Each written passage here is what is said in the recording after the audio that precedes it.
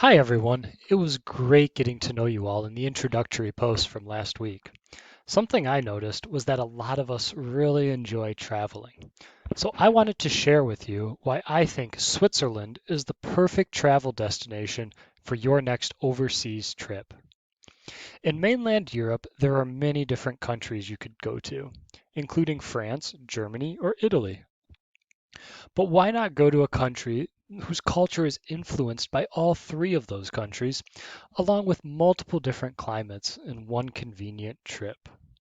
Now, with multiple cultures typically come multiple languages.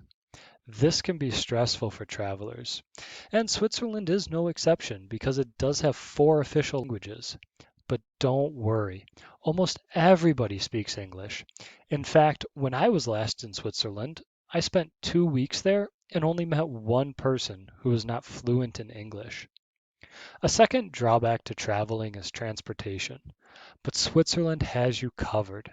Simply pick up a Swiss travel pass and enjoy unlimited trains, buses, and tram rides. A combination of these will get you anywhere in the country you want to go. And don't worry, these options are in English and always on time. Now, the best train to get across the country is the Glacial Express. This train and its route are specifically designed to offer the best panoramic views of the country. So why not take in the views while you're inside a comfortable, clean, and state-of-the-art train? One of the most popular activities in Switzerland is hiking through the Alps. There are thousands of miles of trails and they're suitable for all skill levels. A trip to Switzerland would not be complete without exploring some of these trails because the views they lead to are absolutely spectacular. Take this picture, for example. This is at the top of a hike I did called the Harder Klum. It was only about a 3-hour hike, but once you reach the top, you can go out over the cliff and enjoy a spectacular view of the mountains directly in front of you, the beautiful village of Interlaken below you, and the gorgeous lakes. Speaking of the lakes, they really are a turquoise blue. This is because the water is very clean and pure and freshly melted off the alpine glaciers. Water is very important to the Swiss because they use it to feed all of their fountains. Fountains are scattered around every Swiss village, and they are so clean you can drink right from them.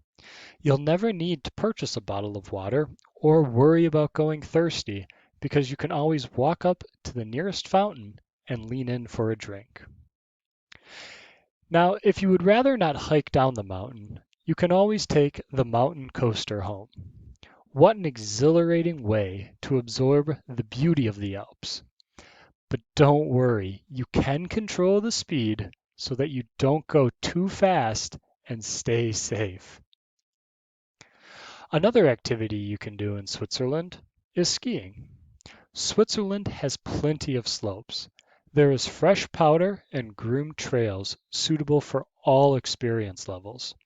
But let's be honest, the best part of skiing in the Alps will always be the beautiful views in front of you. Another place you must visit when you're in Switzerland is the Jungfrau Joch. This is the highest accessible point in Europe, and don't worry, you can take a train ride there. Once you've done looking around the observatory, you can actually leave and walk out onto the mountain glaciers, but be sure to bring a jacket. It is chilly. As with most European countries, there are castles scattered throughout. Here is one that dates back to the 12th century. It's amazingly preserved and an impressive piece of architecture. It is filled with ancient weapons and art, and it's sure to pique even non-history buffs' interests. Finally, after a full day of activities, you can relax by exploring the quaint little villages. You can find a local bar or restaurant for dinner and really truly enjoy what it means to be Swiss. Now, if you love cows as much as I do, make sure to visit Switzerland in late September or early October.